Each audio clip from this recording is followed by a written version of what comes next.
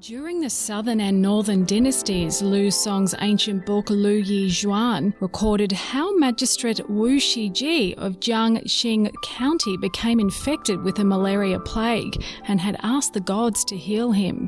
When he passed by a temple in Wuchang, Wu sent someone to worship on his behalf and pray sincerely to the gods to help him eliminate the malaria causing his illness.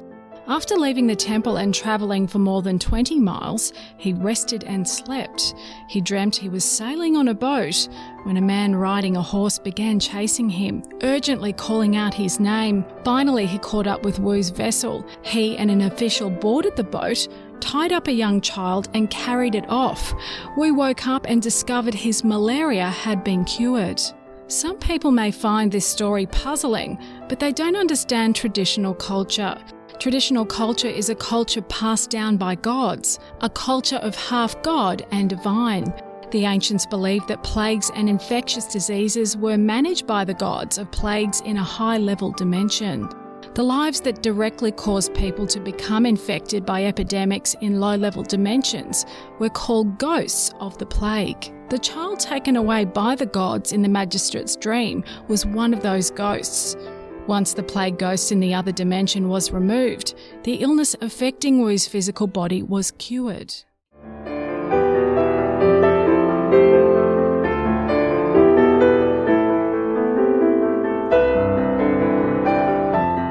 In this story with traditional culture, it can be seen that when people get sick, there is always a reason, and also the illness has a kind of life.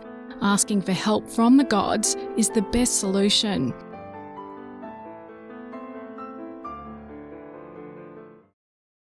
The ancient book Taiping Guanji records another true story. In the Song dynasty in the Jiangning County government, there was a man named Wang who opened a hotel. He was honest throughout his life and worshipped the gods and Buddhas. He became known for his fair trade and honesty, and people called him Wang Honest. One evening, just as the shop was about to close, suddenly many generals with chariots and servants came into the shop to rest. The shop assistant quickly told Wang Honest, who greeted them, "Hurry up and come in," and he respectfully served the army and servants with wine and food. In an instant, the entourage took a large bundle of ropes and tools and said to the general, "Ask for an encirclement." The general nodded and agreed. The group then nailed wooden sticks to the ground everywhere, in the alleys and around the houses, and attached ropes. The group then rested around the ropes surrounding the whole area. The group then spoke to the general. "The area has been enclosed with ropes, and this hotel is also enclosed." The general replied, "This Wang Honest has believed in gods all his life. He treats people with sincerity and is kind to others, and the Emperor of Heaven knows it. This hotel can be left alone. Forgive. If you don't forgive, you won't see the truth and justice." Everyone agreed, hurriedly drew up a wooden sign, unhooked the rope and removed the fence surrounding the hotel. After that, all of them got on their horses and rode away, disappearing in the blink of an eye. Wang Honest and his assistant looked at the wooden sticks and ropes that had been nailed around, and they were all very baffled. 2 days later, a massive fire broke out in Jiangkang. All the buildings within the ropes that encircled the area the previous day were burned, but Wang Honest's hotel was safe and sound, with ashes surrounding it.